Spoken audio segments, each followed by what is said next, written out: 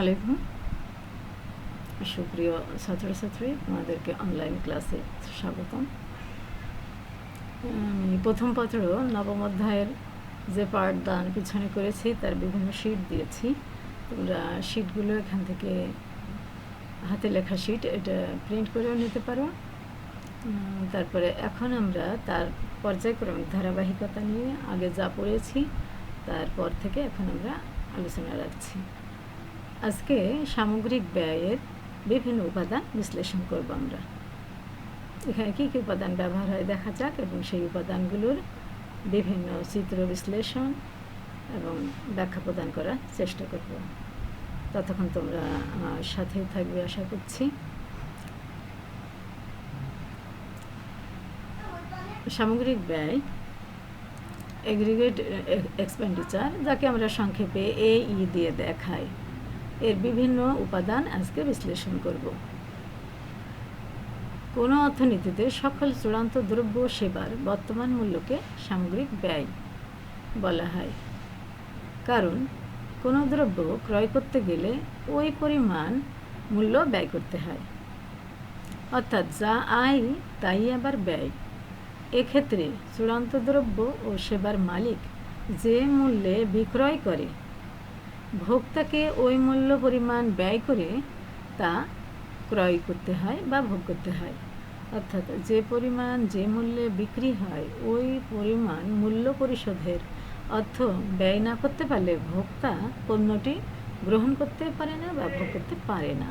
অতএব সামগ্রিক ব্যয় বলতে এক অর্থ বছরে মোট ভোগ ব্যয় সি, মোট বিনিয়োগ ব্যয় আই এবং মোট সরকারি ব্যয় জি এবং নিট রপ্তানি এক্সএন যোগ করে যে ফলাফল পাওয়া যায় তাকে সামগ্রিক ব্যয় বলা হয়। সমাজে যে পণ্য সামগ্রী ভোক্তা ক্রয় করে তাকে তার মূল্য দিতে হয়। এক্ষেত্রে যে পরিমাণ মূল্য সে প্রদান করে তা তার ব্যয়, কিন্তু বিক্রেতার নিকট তা আবার আয়। অর্থাৎ বিক্রেতা পণ্য বিক্রয় করে আয় করে, আর পণ্য বিক্রয় করে বিক্রেতা যে পরিমাণে আয় করে ওই পণ্যটি সংগ্রহ করতে ক্রেতাকে ওই পরিমাণ মূল্য প্রদান করতে হয় যা তার ব্যয় হয়। অর্থাৎ একই পরিমাণ অর্থ বিক্রেতার কাছে যা আয়, ক্রেতার কাছে তা ব্যয়, এবং ওই ব্যয় পরিশোধ করতে গিয়ে ওই পরিমাণ অর্থের চাহিদা অনুভব করে ক্রেতা। সেই হিসেবে আবার ওই ব্যয় পরিমাণ অর্থকেই অর্থের সামগ্রিক চাহিদা বলা হয়। অর্থাৎ সামগ্রিক আয়ের সমান হচ্ছে সামগ্রিক ব্যয়, এবং সামগ্রিক ব্যয় করতে গিয়ে যে পরিমাণ অর্থের চাহিদা ভোক্তা করে তাকেই অর্থের সামগ্রিক চাহিদা বলা হয়। অতএব আমরা বলতে পারি সামগ্রিক আয় ইকুয়াল সামগ্রিক ব্যয়, সামগ্রিক ব্যয় ইকুয়াল সামগ্রিক চাহিদা, যাকে আমরা বলি aggregate income equal aggregate expenditure equal aggregate demand. সংক্ষেপে আমরা বলি এ I equal A E equal A D.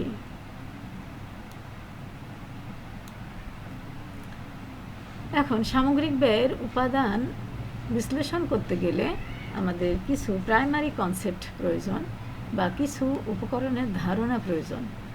আর সেই ধারণাগুলো বলতে গেলে অর্থনীতি ও তার বিভিন্ন খাতের ধারণা থাকতে হবে। অর্থনীতিতে দু ধরনের খাত দেখা যায়, তা বিস্তারের দিক থেকে অর্থনীতি দু ধরনের হয়, এবং খাত অর্থনীতি প্রকারভেদ এবং খাতের প্রকারভেদ মূলত আমরা এখানে আলোচনা করব। তাহলে অর্থনীতিতে দু ধরনের অর্থনীতি দেখা যায়, যেটা বিস্তারের দিক থেকে অর্থনীতি হচ্ছে দুই প্রকার, সেটা বদ্ধ অর্থনীতি ক্লোজ ইকোনমি, আর দুই হচ্ছে মুক্ত অর্থনীতি ওপেন ইকোনমি। তাহলে বিস্তারের দিক থেকে অর্থনীতিটি আয়তন বা সীমা কতখানি তার ভিত্তিতে অর্থনীতি দু প্রকার, ক্লোজ ইকোনমি এবং ওপেন ইকোনমি। আবার খাতের ভিত্তিতে অর্থনীতি তিন প্রকার হয়, দ্বিখাত বিশিষ্ট অর্থনীতি, ত্রিখাত বিশিষ্ট অর্থনীতি এবং চার খাত বিশিষ্ট অর্থনীতি। তাহলে বিস্তারের দিক থেকে অর্থনীতি দুই প্রকার, আর খাতের দিক থেকে অর্থনীতি তিন প্রকার। তাহলে প্রথম খাত দ্বিখাত বিশিষ্ট অর্থনীতি, যাকে আমরা বলি টু সেক্টর ইকোনমি। আর ত্রিখাত বিশিষ্ট অর্থনীতি, তাকে আমরা বলি থ্রি সেক্টর ইকোনমি। এবং 3 নম্বর খাত মানে 3 নম্বর ভাগ যেটা, সেটা হচ্ছে 4 খাত বিশিষ্ট অর্থনীতি, 4 সেক্টর ইকোনমি। এখন মনে রাখতে হবে যে দ্বিখাত বিশিষ্ট অর্থনীতিতে উপাদান থাকে দুটো, তাই তাকে দ্বিখাত বলা হয়। ত্রিখাত বিশিষ্ট অর্থনীতিতে উপাদান থাকে 3টি, তাই তাকে ত্রিখাত বিশিষ্ট অর্থনীতি বলা হয়। এবং 4 খাত বিশিষ্ট 4 সেক্টর ইকোনমিতে 4টি উপাদান থাকে, তাই তাকে 4 সেক্টর ইকোনমি বলা হয়। তবে মনে রাখতে হবে বদ্ধ অর্থনীতিতে দ্বিখাত অথবা ত্রিখাতের হয়। বদ্ধ অর্থনীতি দ্বিখাত বিশিষ্ট হয়, কখনো কখনো ত্রিখাত বিশিষ্ট হয়, এবং মুক্ত অর্থনীতি সবসময় 4 খাত বিশিষ্ট হয়। আমরা আগের ক্লাসে এগুলো আলোচনা করেছি, তারপরেও এখন আবার আমরা এটা দেখাবো। অর্থাৎ আমি বলি দ্বিখাত বিশিষ্ট অর্থনীতির ক্ষেত্রে এগ্রিগেট ইনকাম AI ইকুয়াল থাকে C+I, অর্থাৎ ভোগ ও বিনিয়োগ সম্বলিত খাতকে দ্বিখাত বিশিষ্ট অর্থনীতি বলা হয়। আর ত্রিখাত বিশিষ্ট অর্থনীতি বলতে আমরা বুঝি যেখানে AI ইকুয়াল C+I+G, অর্থাৎ ভোগ ব্যয়, বিনিয়োগ ব্যয় এবং সরকারের ব্যয়। অর্থাৎ ভোগের জন্য জনগণ ব্যয় করে, আবার জনগণ বিনিয়োগের জন্য ব্যয় করে, আর সরকার তার রাষ্ট্র দায়িত্ব পরিচালনার জন্য এবং রাষ্ট্রীয় কল্যাণ সম্পাদনের জন্য সরকারও ব্যয় করে থাকে। এই 3 ব্যয় একসাথে আমরা একে বলি ত্রিখাত বিশিষ্ট অর্থনীতি। যাই বলি, অর্থাৎ দ্বিখাত বিশিষ্ট অর্থনীতি আর ত্রিখাত বিশিষ্ট অর্থনীতি যাই হোক না কেন, তা মূলত বদ্ধ অর্থনীতি নির্দেশ করে, কারণ এসব খাতের সাথে বৈদেশিক খাতের কোনো সম্পর্ক নেই। আর বৈদেশিক খাতের সম্পর্কমুক্ত অর্থনীতিকেই মূলত আমরা বদ্ধ অর্থনীতি বলে থাকি। অর্থাৎ যে অর্থনীতির সাথে ভৌগোলিক সীমারেখার সম্পর্ক রয়েছে, তবে আন্তর্জাতিক বাণিজ্য বা লেনদেনের কোনো সম্পর্ক নেই, তাকে আমরা বদ্ধ ইকোনমিক্স বলি বা বদ্ধ অর্থনীতি বলি। আর মুক্ত অর্থনীতি বলতে আমরা বলি যে অর্থনীতির সাথে দেশের উৎপাদন এবং বৈদেশিক লেনদেন, আমদানি রপ্তানি বা বৈদেশিক খাতের প্রভাব যে যখন যুক্ত হয় অর্থনীতির সাথে, তখন তাকে আমরা মুক্ত অর্থনীতি বলি। অর্থাৎ এই অর্থনীতির সীমানা শুধু দেশের মধ্যে নয়, সারা বিশ্বের সাথে সম্পৃক্ত হয় যখন অর্থনীতি, তখন তাকে আমরা মুক্ত অর্থনীতি বলে থাকি। তো এই দিক দিয়ে আমি আবার বলছি যে মনে রাখতে হবে বদ্ধ অর্থনীতি সবসময় হয় দ্বিখাত বিশিষ্ট হবে, না হলে ত্রিখাতের হবে, আর মুক্ত অর্থনীতি সবসময় 4 খাত বিশিষ্ট হবে।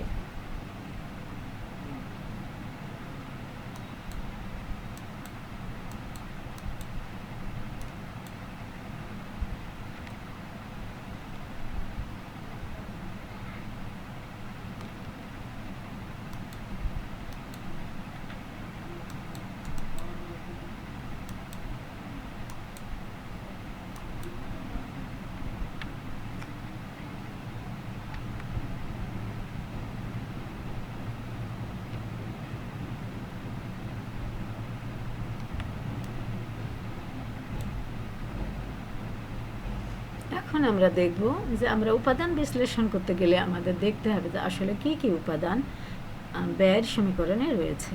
তো সামগ্রিক ব্যয়ের সমীকরণ তোমরা স্ক্রিনের এই শিটে দেখতে পাচ্ছ। সামগ্রিক ব্যয়ের সমীকরণ নিম্নরূপ, অর্থাৎ AE aggregate expenditure equal AI aggregate income equal AD aggregate demand সমান C+I।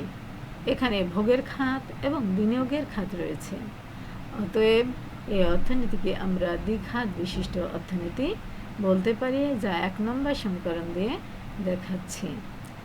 এরপরে আমরা AE aggregate expenditure equal aggregate income equal aggregate demand equal consumption plus invest plus government expenditure, সংক্ষেপে C+I+G। এখানে 3টি খাত লক্ষণীয়। এখানে আছে ভোগের খাত, বিনিয়োগের খাত এবং সরকারি খাত। এই খাতগুলো ব্যয়ের খাত, মূলত ভোগ ব্যয়, সমস্ত বিনিয়োগ ব্যয় এবং সরকারি ব্যয় যোগ করে যখন এগ্রিগেট ইনকাম নির্ণয় করা হয়, তখন তাকে আমরা ত্রিখাত বিশিষ্ট অর্থনীতি বলি, যা 2 নম্বর সমীকরণ দিয়ে দেখানো হচ্ছে। এখন মনে রাখতে হবে এটি তাহলে যেহেতু এর সাথে এক্স মাইনাস এম নেই, অর্থাৎ বৈদেশিক খাতের সংযোগ নেই, তাহলে 1 নম্বর সমীকরণটি বদ্ধ অর্থনীতি। আবার 2 নম্বর সমীকরণটি ত্রিখাত বিশিষ্ট অর্থনীতি, এই ক্ষেত্রেও কিন্তু বৈদেশিক লেনদেনের সম্পৃক্ততা নেই। অতএব আমরা একে কী বলতে পারি? একে আমরা বদ্ধ অর্থনীতি বলে থাকি। অর্থাৎ 1 নম্বর সমীকরণ ও 2 নম্বর সমীকরণ যখন কোনো চিত্রে বা কোনো সমীকরণে বা কোনো আলোচনায় আলোচিত হবে, তখন তাকে আমরা বদ্ধ অর্থনীতি হিসেবে বিবেচনা করব। অর্থাৎ এই ক্ষেত্রে আন্তর্জাতিক বাণিজ্যে রপ্তানি আমদানি বা কোনো লেন বা কোনো দেন সম্পৃক্ত থাকবে না, তখন তাকে বদ্ধ অর্থনীতি বলি। এক্ষেত্রে 1 নম্বর 2 নম্বর সমীকরণ সরাসরি বদ্ধ অর্থনীতি নির্দেশ করে। এখন আমরা 4 সেক্টরের দিকে আসতে পারি। AE aggregate demand equal aggregate income equal aggregate demand, AE equal AI equal AD equal C plus I plus G এ পর্যন্ত ত্রিঘাত প্লাস X মাইনাস M। একে আমরা যেমন নিট রপ্তানি বলি, একে আমরা যেমন X মাইনাস M কে যেমন নিট রপ্তানি বলি, একে নিট আমদানিও বলা যায়। আবার একে নিট বৈদেশিক বাণিজ্য ব্যয়ও বলা যায়। মূলত এক্স মাইনাস এম এক্ষেত্রে আমরা বিবেচনা করব যে এটি বৈদেশিক বাণিজ্য নির্দেশ করে। কীভাবে? মনে করি আমদানি করতে আমাদের ব্যয় হয়, তাহলে মনে করি 200 কোটি টাকা আমদানিতে ব্যয় হয়েছে, আর রপ্তানিতে আমাদের হচ্ছে যে 100 কোটি টাকা রপ্তানি হয়েছে, তাহলে আমাদের আসলে অতিরিক্ত ব্যয় বা অতিরিক্ত ফলাফল থাকছে 100 কোটি টাকা। এটা কিন্তু নেট রপ্তানি বা নেট বাণিজ্য ব্যয়। অতএব এক্স মাইনাস এমকে এক্ষেত্রে আমরা বাণিজ্য ব্যয় বলতে পারি, যাকে সংক্ষেপে এক্স এন বা নিট রপ্তানি দিয়ে দেখানো হয়। এই নিট রপ্তানি, আবার বলছি, এই নিট রপ্তানিকে আমরা এক্স এন দিয়ে দেখাই, এটিই মূলত নিট রপ্তানি। আবার এটাকে যদি আমরা এম এন দিতাম, এটা নিট আমদানি হতো, একই ফলাফল নির্দেশ করে। আবার এটাকে আমরা অপরপক্ষে কী বলতে পারি? এটাকে আমরা নেট বাণিজ্য ব্যয় বলতে পারি। তাহলে এক্ষেত্রে আমাদের 4 সেক্টর 4টি খাতের সন্ধান এখানে পাওয়া যাচ্ছে: ভোগের খাত, বিনিয়োগ খাত, সরকারি ব্যয়ের খাত এবং এক্স এন কি এটি সরকারি বৈদেশিক বাণিজ্য ব্যয়। অর্থাৎ 4টি ব্যয় যোগ করে ব্যয় পদ্ধতিতে জাতীয় আয় বা সামগ্রিক আয় পাওয়া যায়। অতএব সামগ্রিক ব্যয়ের সমীকরণের উপকরণ, মৌলিক উপকরণ কতটি? হচ্ছে বিস্তারিত উপকরণ কিন্তু 1, 2, 3, 4, 5, অর্থাৎ সি, আই, জি, এক্স এবং এম। এবং মৌলিক উপাদান কিন্তু C, I, G, X, M. ভোগের খাত, বিনিয়োগ খাত, সরকারি ব্যয়ের খাত এবং বৈদেশিক বাণিজ্য ব্যয়ের খাত। এই 4টি খাতের ব্যয়কে যোগ করলে যা পাওয়া যায় তাকে সামগ্রিক ব্যয়ের সমষ্টি বলা হয় বা সামগ্রিক ব্যয় নির্ণয়ের সূত্র এটি আমরা ব্যবহার করে থাকি। এখন এর সমীকরণ পরিস্থিতি বলেছি যদিও আমি, তারপরে দেখো তোমাদের এই নোটে আমি দেখানোর চেষ্টা করছি। সমীকরণ পরিস্থিতি: সামগ্রিক ব্যয়ের উপাদানসমূহ। এই এগ্রিগেট এক্সপেন্ডিচার, এই বা সামগ্রিক ব্যয়। এআই এগ্রিগেট ইনকাম, এআই বা সামগ্রিক আয়। এডি এগ্রিগেট ডিমান্ড, এডি বা সামগ্রিক চাহিদা। সি কনজামশন এক্সপেন্ডিচার বা ভোগ ব্যয়। আই ইনভেস্ট এক্সপেন্ডিচার, বিনিয়োগ ব্যয়। জি গভর্নমেন্ট এক্সপেন্ডিচার বা সরকারি ব্যয়। এক্স হচ্ছে এক্সপোর্ট, এক্ষেত্রে খেয়াল করবে ই দিয়ে আমরা এক্সপোর্ট দেখাচ্ছি না, ই দিয়ে দেখাচ্ছি আমরা এক্সপেন্ডিচারকে। আর এক্সপোর্ট স্বাভাবিকভাবে এই শব্দটির উপরে এক্সের উপরে চাপ পড়ছে, খেয়াল করো। এখানে পি, ও, আর, টি কোনো একটি সিম্বল দিয়ে আমরা এক্সপোর্টকে দেখাতে পারতাম, কিন্তু এক্সপোর্টের এক্স আমরা নিয়েছি এ কারণে যে এই এক্সপোর্ট শব্দটি উচ্চারণ করতে গেলে হচ্ছে যে এক্সের উপরে চাপ পড়ে। অতএব এর সাংকেতিক চিহ্ন এক্সকে ব্যবহার করা হয়েছে, যার শব্দার্থ হচ্ছে কি রপ্তানি, এক্সপোর্ট। এরপরে শর্ট হ্যান্ডের ক্ষেত্রে যদি তোমরা কখনো শর্ট হ্যান্ড শিখে থাকো, বা ব্যবহার করে থাকবে, দেখবে সেখানে সংক্ষেপে লেখার যে পদ্ধতি রয়েছে, সাংকেতিক চিহ্ন এইভাবে ব্যবহার করা হয়। যে ওয়ার্ড উচ্চারণ করা হয়, ওই ওয়ার্ড উচ্চারণ করতে গিয়ে যে ওয়ার্ডের উপরে এই যে শব্দের উপরে বা বর্ণের উপরে অধিক চাপ পড়ে, সেটিকেই সংকেত হিসাবে ব্যবহার করা হয়। এই হিসাবে এক্ষেত্রে এক্সপোর্ট, এক্সের উপরে চাপ পড়ায় এখানে এক্সপোর্টকে এক্স দিয়ে দেখানো হয়েছে। আর এম দেখো ইম্পোর্ট আমরা আই দিয়ে দেখাতে পারতাম, অবশ্য আই আমরা সামষ্টিক অর্থনীতিতে ইনভেস্টকে আই দিয়ে দেখাই বলে একে ব্যতিক্রম করতেই হবে। সেক্ষেত্রে ইম্পোর্ট দেখো ইম্পোর্ট শব্দটি উচ্চারণ করতে গিয়ে এম এর পরে অধিক চাপ পড়ে, এই জন্য ইম্পোর্টের সাংকেতিক সিম্বল হচ্ছে এম, বড় হাতের এম। তাহলে এক্সপোর্টের এক্স এবং ইম্পোর্টের এম, যাকে আমরা আমদানি বলছি। এক্সএন নিট এক্সপোর্ট এক্সপেন্ডিচার বা নিট রপ্তানি ব্যয়, অর্থাৎ এক্সএন হচ্ছে এক্সএনের কি XN equal X minus M, অর্থাৎ এক্স মাইনাস এম থেকে বাদ দিলে যা থাকে তা এক্সএন, এবং এই এক্সএন নিট এক্সপোর্ট এক্সপেন্ডিচার বা নিট রপ্তানি ব্যয় হিসাবে বিবেচ্য। এখন এই নিম্নে সমীকরণের ডান অংশের উপাদানসমূহ আলোচনা করা হবে।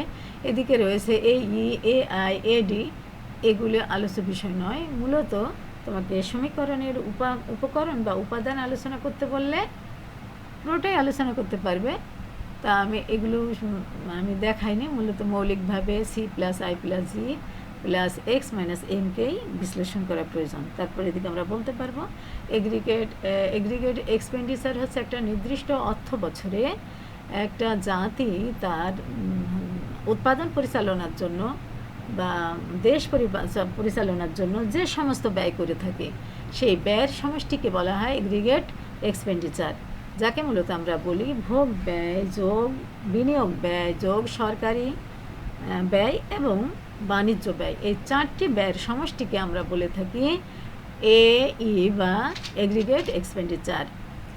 আবার আমরা জানি এগ্রিগেট ইনকাম, উৎপাদনের উপকরণ সমূহের প্রাপ্তিকে এগ্রিগেট ইনকাম বলা হয়। তবে মানুষ যা আয় করে এগ্রিগেট এক্সপেন্ডিচার মানুষ তার বাইরে ব্যয় করতে পারে না।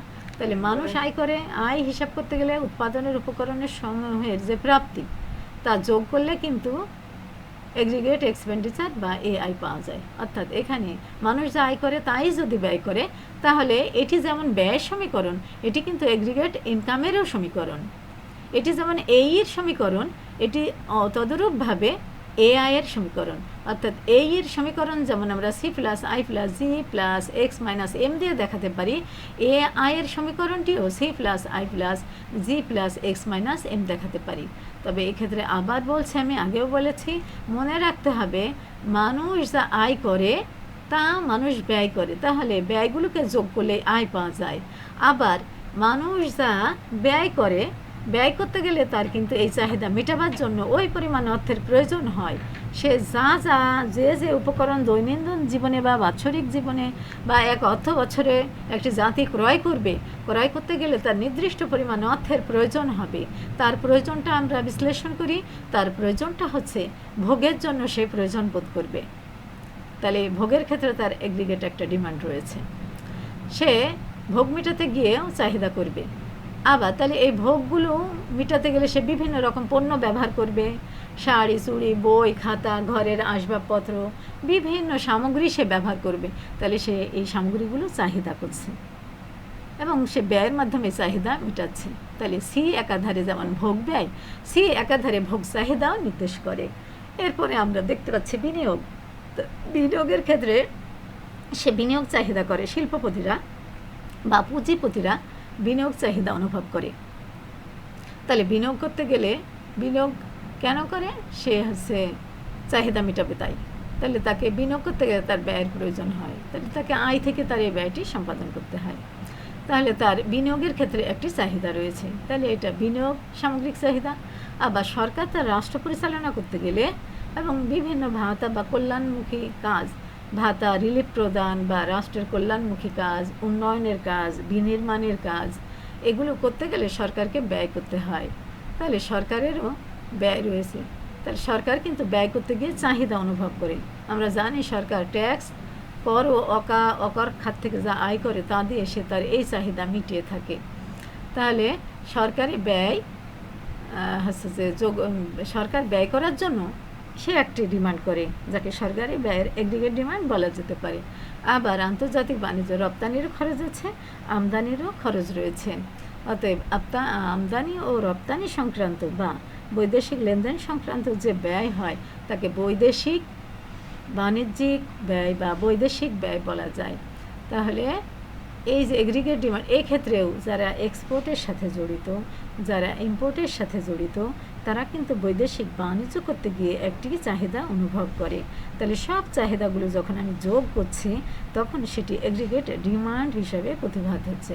অতএব এই C plus I plus G plus X minus এমকে একাধারে যেমন এগ্রিগেট এক্সপেন্ডিচার বলতে পারি, একাধারে আমরা একে এগ্রিগেট ইনকাম বলতে পারি।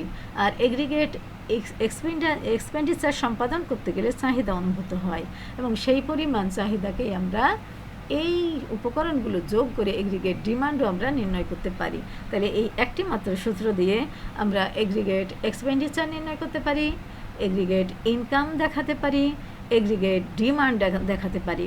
আমাদের বিভিন্ন পরীক্ষার প্রশ্নের আলোকে আমরা কখনো এই ইকুয়াল এই অংশ দেখাই, কখনো এ আই ইকুয়াল এই অংশ দেখায়, কখনো এডি ইকুয়াল এই অংশ দেখায়। আমাদের প্রদত্ত প্রশ্নের উত্তর প্রদান সাপেক্ষে যে সূত্রটি যে ক্ষেত্রে যেখানে প্রযোজ্য আমরা সেখানে সেইভাবে এই সূত্রটি ব্যবহার করে থাকি।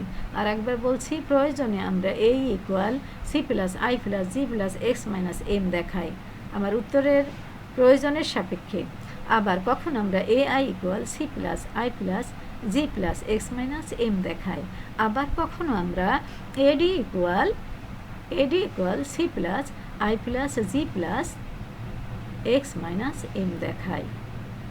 অতএব আমরা লিখতে পারি A equal A I equal AD equal C plus I plus G plus X minus M বা C plus I plus G plus X N, যেহেতু X N equal X minus M. তাহলে এখানে আমরা সমীকরণগুলোর ডিটেলস ব্যাখ্যা দেখিয়েছি।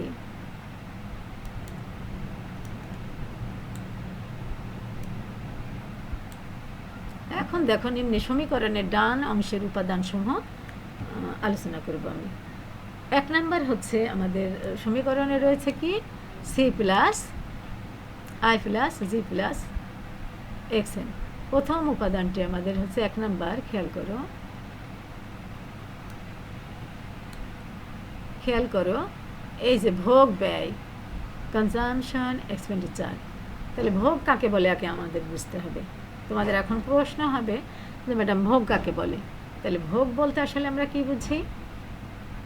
আমরা আসলে অর্থনীতির ভাষায় কথা বলি, সেটা হচ্ছে মোট আয় থেকে সঞ্চয় বাদ দিলে, মানে মোট আয় থেকে মোট সঞ্চয় বা আয় থেকে সঞ্চয় বাদ দিলে যা থাকে তাকে ভোগ ব্যয় বলে। অর্থাৎ আয় ইকুয়াল হচ্ছে আই মানে কি ওয়াই ইকুয়াল ভোগ মানে সি আর প্লাস সঞ্চয় মানে এস। তাহলে ওয়াই ইকুয়াল কি দাঁড়াচ্ছে সি প্লাস এস, অর্থাৎ ভোগ প্লাস সঞ্চয়। আসলে আমি আবার বলছি, আরেকটু বলি, সেটি হচ্ছে মানুষ যা আয় করে, সাধারণত মানুষ তার আয়কে দুটো খাতে ডিভিশন করে, হয় সে ভোগ করে না হলে সঞ্চয় করে। তাহলে মোট ভোগ এবং মোট সঞ্চয়কে যোগ করলে আমরা কি পেয়ে যাব? তার মোট আয় পেয়ে যাব। তাহলে আই ইকুয়াল ওয়াই ইকুয়াল যেমন সি প্লাস এস, অনুরূপভাবে C plus S equal Y হয়। এখন তোমরা প্রশ্ন করতে পারো, তাহলে তার আয় থেকে তো সে বিনিয়োগও মিটিয়ে থাকে, বিনিয়োগ গেল কোথায়? হ্যাঁ, সঞ্চয় থেকে জন্ম নেয় মূলধনের জন্ম। অর্থাৎ মানুষ যা সঞ্চয় করে তা সবটা হচ্ছে সে অন্য কাজে বা এর জন্য নিরাপত্তার জন্য রেখে দেয় না, এখান থেকে কিছু সে বিনিয়োগ করে। অর্থাৎ সে কিছু উৎপাদনের উপকরণ ক্রয় করে, অর্থাৎ মূলধন তৈরি করে। সঞ্চয় থেকে তৈরি হয় ক্যাপিটালের, অর্থাৎ সঞ্চয় থেকে আয় থেকে জন্ম হয় সঞ্চয়ের। আয় বাড়লে কি হয়? সঞ্চয় বাড়ে। আর সঞ্চয় বাড়লে সেখান থেকে মানুষ উৎপাদনের উপকরণ ক্রয় করে, আর উৎপাদনের উপকরণকে বলা হয় মূলধন। অর্থাৎ সঞ্চয়ের সব অংশটি সে বিভিন্ন খাতে ব্যয় না করে কিছু অংশ দিয়ে সে উৎপাদন কাজে লাগায়। তাহলে সঞ্চয়ের একটি অংশ দিয়ে সে উৎপাদনের উপকরণ ক্রয় করে। সে কাঁচামাল ক্রয় করতে পারে, এখান থেকে শ্রমিক ক্রয় করতে পারে, এখান থেকে সে যন্ত্রপাতি ক্রয় করতে পারে। এই সঞ্চিত অর্থ থেকে সে বিল্ডিং, প্রাসাদ নির্মাণ করতে পারে, কারখানার জন্য জমি সংগ্রহ করতে পারে, কারখানায় বিদ্যুৎ সংযোগ দিতে পারে। যাই হোক, সে এখান থেকে উপকরণ ক্রয় করে, অর্থাৎ সঞ্চয়ের একটি অংশ থেকে উপকরণ ক্রয় করে। সঞ্চয়ের যে অংশটি দিয়ে উপকরণ ক্রয় করা হয় তাকে মূলত ক্যাপিটাল বা মূলধন বলা হয়। ক্যাপিটাল বা মূলধন বলা হয়, অর্থাৎ সব সঞ্চয়কে মূলধন বলা হয় না। সঞ্চয়ের ওই অংশকে মূলধন বলা হয় যে অংশটি দিয়ে সঞ্চয়ের মালিক উৎপাদনের উপকরণ ক্রয় করে। তাহলে বিনিয়োগ গেল কোথায়? হ্যাঁ, সঞ্চয়ের এই মূলধনটি যখন সে উৎপাদন কাজে লাগায় তখন তাকে বিনিয়োগ বলা হয়। অর্থাৎ সঞ্চয় থেকে সে যে উপকরণ কিনে, সবসময় সব সঞ্চয় উপকরণ বা সব মূলধন কাজ পায় না, কাজে বিনিয়োগ করা সম্ভব হয় না। হ্যাঁ, তাহলে মূলধন কতটুকু? যেটুকু দিয়ে সে উপকরণ কিনলো, ওই উপকরণের একটি নির্দিষ্ট পরিমাণ অংশকে বিনিয়োগ বলা হয়। যদি কখনো পুরো মূলধন সে উৎপাদন কাজে লাগিয়ে দেয় তাহলে সেক্ষেত্রে পুরোটাই বিনিয়োগ হয়ে যাবে। আর যদি বিনিয়োগের মূলধনের কিছু অংশ বসিয়ে রাখে, কিছু যন্ত্রপাতি বা উপকরণ ব্যবহার না করে, যে অংশটি উৎপাদনের কাজে সরাসরি নিয়োজিত হয়ে গিয়ে উৎপাদন পরিচালনা করে তাকে বিনিয়োগ বলা হয়। অতএব আসলে আমরা আমাদের যে সমীকরণ আলোচনা করছি C+I, এই সঞ্চয়ের মধ্যে রয়েছে সেই বিনিয়োগ। আমি একটি উদাহরণের মাধ্যমে সঞ্চয়, মূলধন ও বিনিয়োগের সম্পর্ক এবং বিনিয়োগকে স্পষ্ট করব। সেটি হচ্ছে, মনে করি একজন গার্মেন্ট শিল্পের মালিক 3টি মেশিন কিনলো। সে তার উৎপাদন সেলাই মেশিন কিনলো, তা 3টি মেশিন তার সঞ্চয় থেকে কিনেছে। তাহলে এই 3টি মেশিন এখন কি হয়ে গেল? সঞ্চয়ের যে অংশ দিয়ে, মনে করি পুরো সঞ্চয় দিয়ে কিনেনি, সঞ্চয়ের 1/3 অংশ দিয়ে 3টি মেশিন সে কিনেছে বা কিছু অংশ দিয়ে। তাহলে এই সঞ্চয়ের যে অংশ দিয়ে 3টি মেশিন কিনেছে, এই 3টি মেশিনের নাম, সেলাই মেশিনের নাম হচ্ছে মূলধন। তাহলে সঞ্চয় আর মূলধন কিন্তু এক নয়। সঞ্চয়ের সেই অংশকে মূলধন বলে যা দিয়ে উৎপাদনের উপকরণ ক্রয় করা হয়। তাহলে এখন মূলধন দাঁড়ালো 3টি সেলাই মেশিন। এখন 3টি সেলাই মেশিন ব্যবহার করতে গেলে 3টি সেলাই মাস্টার লাগবে, যারা এই পণ্য হচ্ছে গার্মেন্টসের কাটা কাপড়গুলো সেলাই করে থাকে। তা এখন দেখা গেল এই ধরনের ড্রাইভার বা মিস্ত্রি 3টি পাওয়া গেল না, এখানে 2টা মিস্ত্রি পাওয়া গেল। তাহলে 2টো মেশিন কাজ পেল এবছরে, আর একটা মেশিন বসেই থাকলো। অথবা মালিক তার প্রয়োজনে মনে করলো আপাতত 2টো মেশিনকে কাজে লাগায়, আর একটা মেশিন থেকে যাক। তাহলে মূলধন একটি স্টক ধারণা, 3টি মজুদ ধারণা। তাহলে 3টি মেশিনই ছিল মূলধন, কিন্তু 3টি মেশিনের মধ্যে 2টো মেশিন উৎপাদন কাজে নিযুক্ত হতে পারলো। অতএব এই 2টি মেশিন উৎপাদন কাজে সংযুক্ত হয়ে যখন উৎপাদন পরিচালনা শুরু করে দিল, তখন তাকে আমরা বলছি এই 2টি মেশিন হচ্ছে বিনিয়োগ। তাহলে সঞ্চয় যে অংশটি দিয়ে উৎপাদন উপকরণ কিনা হলো, 3টি মেশিন হচ্ছে মূলধন। আর 3টি মেশিনের মধ্যে একটি মূলধনই থেকে গেল, আর 2টি মেশিনকে বিনিয়োগ বলা হবে, যে 2টি মেশিন উৎপাদন কাজে লাগলো। অতএব আমরা দেখতে পাচ্ছি মানুষের আয় আসলে 2টো খাতে বিভক্ত হয়, সঞ্চয়, ভোগ এবং বিনিয়োগের মধ্যে, বা আমরা সংক্ষেপে বলি C+S, অর্থাৎ কনজামশন প্লাস সেভিং। তাহলে কনজামশন এবং সেভিংকে যোগ করলে পাওয়া যায় আয়। তাহলে এখান থেকে এই সমীকরণ থেকে ভোগ সমীকরণ বের করে নেওয়া সম্ভব। তাহলে y+C+ যদি S হয়, দেখো y=C+ যদি S হয়, তাহলে এখানে আমরা সমাধান করলে কি পাই? C+কে এদিকে আনলে y ওদিকে চলে যায়, মাইনাস মাইনাস কাটা যায়, তাই তো? y ওদিকে গেল, আর এদিকে প্লাসে মাইনাসে মাইনাস, y-S হলো। তাহলে এখন ভোগ সমীকরণ কি দাঁড়ালো? C=y-S, অর্থাৎ আয় থেকে সঞ্চয় বাদ দিলে যা থাকে তাই ভোগ। যা আমরা আগে বর্ণনা দেওয়ার সময় ভোগ কাকে বলে তখন আমরা বলেছি, কি বলেছিলাম? হচ্ছে যে মোট আয় থেকে সঞ্চয় বাদ দিলে যা থাকে তাকেই ভোগ বলা হয়। তাহলে 3 নম্বর সমীকরণ ভোগ নির্দেশ করছে, এটি হচ্ছে ভোগ ব্যয়। এখন ভোগ ব্যয় বা ভোগ 2 প্রকার, নিম্নে তাদের পার্থক্য দেখানো হবে অন্য পৃষ্ঠায় অন্য ক্লাসে দেখাবো ইনশাল্লাহ এটা। তা এক এ, এখানে দেখো ভোগ কয় প্রকার? ভোগ মূলত দু প্রকার, স্বয়ংভূত ভোগ আর হচ্ছে প্ররোচিত ভোগ, অর্থাৎ অটোনোমাস কনজাম্পশন, অটোনোমাস কনজাম্পশন এবং ইনডিউস কনজাম্পশন। অটোনোমাস কনজাম্পশন হচ্ছে যে ভোগ ব্যয় আয় দ্বারা প্রভাবিত নয় তাকে স্বয়ংভূত ভোগ বলে। আয় বাড়লেও কিছু আসে যায় না, আয় কমলেও কিছু আসে যায় না, অর্থাৎ মানুষকে বেঁচে থাকতে হলে একটি ন্যূনতম ভোগ তাকে করতেই হয়। এই ন্যূনতম ভোগ বেঁচে থাকার তাগিদে তাকে যে ভোগটুকু সম্পাদন করতে হয় একে আমরা বলে থাকি স্বয়ংভূত ভোগ, যা আপনা আপনি ভোগ সম্পাদিত হয়। এখন তোমরা বলতে পারো আয় নেই আবার ভোগ কিসের? তাহলে কিভাবে আমরা কেনাকাটা করব, কিভাবে ভোগ সম্পাদন করব? হ্যাঁ, মানুষ সমাজবদ্ধ হয়ে বাস করে, একজনের প্রয়োজন আরেকজন মিটায়। নির্ভরশীল আয়ের লোকের চাইতে সমাজে একজনের আয় অনেকজন ভোগ করে থাকে। বাবা আয় করেন, সেখানে দাদা দাদি, পরিবারের ভাই বোন, মা কিন্তু বসেই খান অন্য কাজ করেন, কিন্তু তারা উপার্জন করেন না। তাহলে এরা কিন্তু নির্ভরশীল পরিবারের সদস্য। তাহলে এই নির্ভরশীল সদস্যরা কার আয় খাচ্ছে? বাবার আয় খাচ্ছে। তাহলে এখানে দেখো সামাজিক বন্ধন, সমাজে মানুষ বাস করতে গেলে একজনের উপরে অনেকজন নির্ভরশীল হয়।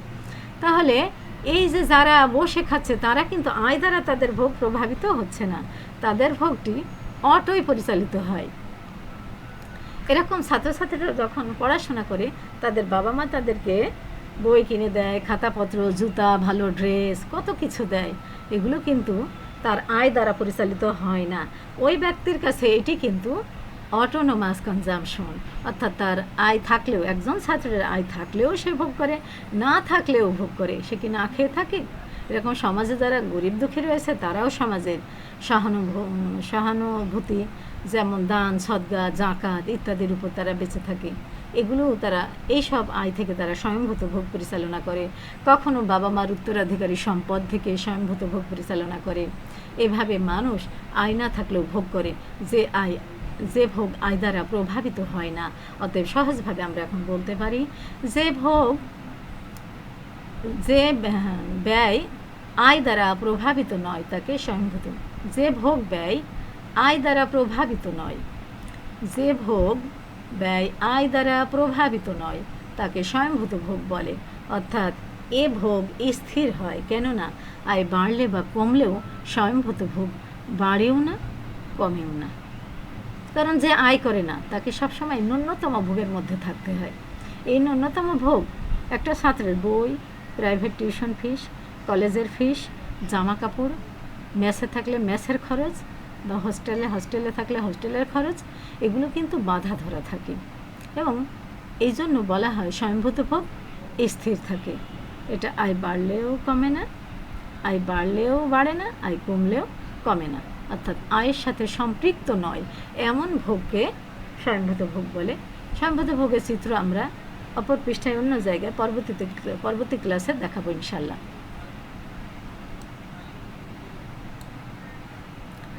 এবার থাকলো আমাদের হাতে প্ররোচিত ভোগ। প্ররোচিত ভোগ ও আরেকটু বলে নিই, স্বয়ংভূত ভোগ মূলত আপন থেকে উদ্ভূত ভোগ। এটা আয় থেকে উদ্ভূত হয় না, আপন প্রয়োজনেই এই ভোগটি ভোক্তা করতে পারে। এর জন্য একে অটোই পরিচালিত হয়। এখানে কোনো আয়ের প্ররোচনা বা প্রভাব থাকে না, তাই একে অটোনোমাস কনজাম্পশন বা স্বয়ংভূত ভোগ বলা হয়। বি হচ্ছে প্ররোচিত ভোগ। এক্ষেত্রে দেখো বি হচ্ছে প্ররোচিত ভোগ, যাকে আমরা বলছি ইনডিউস কনজাম্পশন। ইনডিউস কনজাম্পশন, যে ভোগ আয় দ্বারা প্রভাবিত তাকে প্ররোচিত ভোগ বলে। অর্থাৎ আয় শূন্য হলে ভোগ শূন্য হবে, আয় বাড়লে ভোগ বাড়বে, আয় আরও বাড়লে ভোগ আরও বাড়বে, অপোজিটে আয় কমলে ভোগ কমবে, আয় আরও কমলে ভোগ আরও কমবে, আয় কমে শূন্য হলে ভোগ আবার শূন্য হয়ে যাবে। এভাবে আয় দ্বারা প্রভাবিত ভোগকেই প্ররোচিত ভোগ বলা হয়।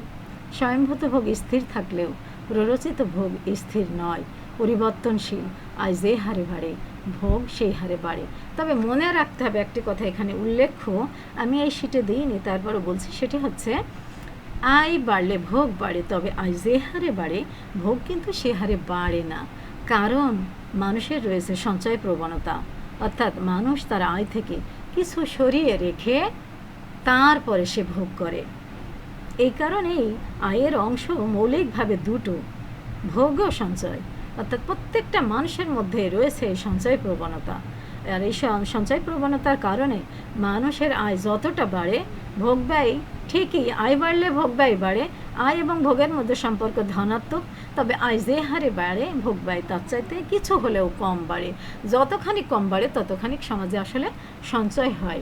এই জন্য আয় বাড়লে ভোগ বাড়ে, কিন্তু ভোগ যে হারে আয় যে হারে বাড়ে ভোগ তার চাইতে কম হারে বাড়ে, এবং এভাবে আয় দ্বারা ভোগ প্রভাবিত হয়। আর স্বয়ংভূত ভোগ কখনোই শূন্য হয় না, সেটা স্থির একটা মাত্রা পরিগ্রহণ করে। কিন্তু স্বয়ংভূত ভোগ, পরিরচিত ভোগ, এটা হচ্ছে আয় দ্বারা যেহেতু প্রভাবিত হয়, সেজন্য আয় বাড়লে এটি আয় বাড়ে, এবং আয় আরও বাড়লে আরও বাড়ে, আয় কমলে এই ভোগ কমে যায়। আয় না থাকলে প্ররোচিত ভোগ শূন্য হয়। অর্থাৎ আয়ের প্রভাব হচ্ছে সরাসরি প্ররোচিত ভোগের উপরে। আয় শূন্য হলে ভোগ শূন্য, আয় বাড়লে ভোগ বাড়বে, আয় কমলে ভোগ কমে যাবে। কোন ভোগের ক্ষেত্রে? প্ররোচিত ভোগের ক্ষেত্রে। এভাবে আয় যখন ভোগকে প্ররোচনা দেয়, আয়কে ড্রাইভ করে বা প্রভাবিত করে, পরিচালিত করে, তখন তাকে আমরা প্ররোচিত ভোগ বা ইনডিউস কনজাম্পশন বলে থাকি। এজন্য সরাসরি আমরা বলতে পারি যে স্বয়ংভূত ভোগ কখনো শূন্য হয় না, কেননা এ ভোগ আয়ের সাথে সম্পর্কযুক্ত নয়। কিন্তু প্ররোচিত ভোগ সবসময় আয়ের সাথে সম্পর্কযুক্ত। আয় তাকে মোটিভেট করে, আয় বলে দেবে ভোগ বাড়বে না কমবে, আয় বলে দেবে প্ররোচিত ভোগ শূন্য হবে না ধনাত্মক হবে। আয় ধনাত্মক হলে প্ররোচিত ভোগ আয় অর্থাৎ ওয়াই ধনাত্মক হলে সি ভোগ এদিকে ধনাত্মক হবে, আর ওয়াই শূন্য হলে সি শূন্য হবে, ওয়াই ঋণাত্মক হলে ভোগ ঋণাত্মক হবে। এভাবে হ্রাসমান হবে। ওয়াই হ্রাসমান হলে সি হ্রাসমান হবে, ওয়াই ধনাত্মক হলে পজিটিভ হলে সি পজিটিভ হবে, আর ওয়াই জিরো হলে সি জিরো হবে। এভাবে ভোগের আমাদের যে ব্যয় পদ্ধতির প্রথম উপকরণ সেটি হচ্ছে ভোগ। এই দুই ভোগের সমন্বয়ে স্বল্পকালে মানুষের ভোগ নির্ধারণ হয়, অর্থাৎ স্বল্পকালে একজন ব্যক্তির বা একটি সমাজের ভোগ নির্ধারিত হয় স্বয়ংভূত ভোগ যোগ প্ররোচিত ভোগ, অর্থাৎ অটোনোমাস কনজাম্পশন এবং ইনডিউস কনজাম্পশন যোগ করে স্বল্পকালে একটি সমাজের ভোগের পরিমাণ বা সামগ্রিক ভোগ নির্ধারণ করা হয়। আশা করি তোমরা বুঝেছ। এরপরে আমরা এই ব্যয় পদ্ধতির যে উপকরণগুলো রয়েছে, এরপরে এই ভোগের বিষয়ে আরও কথা রয়েছে, এক ক্লাসে সম্ভব নয়। এর পরবর্তী ক্লাসে আমি ভোগের বাকি বিষয়গুলো আলোচনা করব, এবং পর্যায়ক্রমে হচ্ছে ব্যয়ের সমীকরণ C plus I plus G plus X minus M এইসব চলকগুলো পর্যায়ক্রমে আলোচনা করব ইনশাল্লাহ। আজকে এখানেই। আসসালামু আলাইকুম।